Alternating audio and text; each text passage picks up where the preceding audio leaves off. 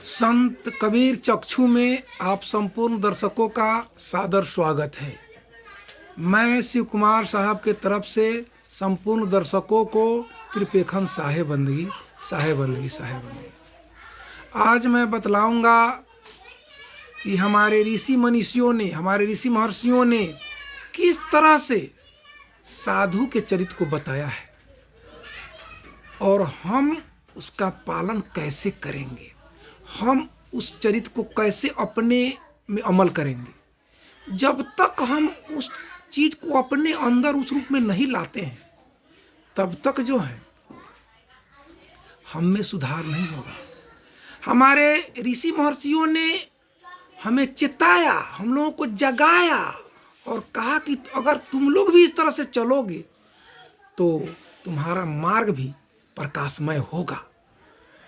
इसीलिए तो कहा गया महाजेन एन गतः सपंथ। जिस रास्ते से महापुरुष लोग गए हों उसी रास्ते से चलना चाहिए। इसीलिए हमारे तुलसी बाबा लिखते हैं कि साधु चरित शुभ चरित कपासु, निरस विशद गुणमय फल जासु, जो सही दुख परिछिद्र दुरावा, बंदनीय जही जग जस पावा।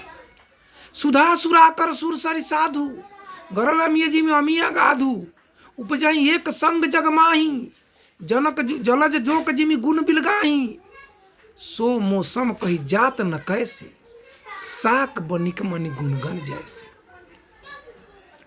यानी कि साधु के गुण का वर्णन मैं नहीं कर सकता हूं। उनकी महिमा अगाध है।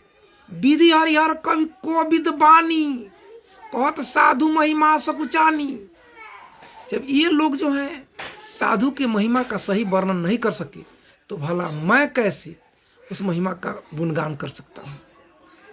अगर हमारा देश भारत देवताओं का देश है, ऋषि महर्षियों का देश है, जहाँ पर अभी भी लोगों को सुख और शांति मिलती है, अन्य सारे देश हैं जहाँ पर इस तरह का आनंद नहीं है।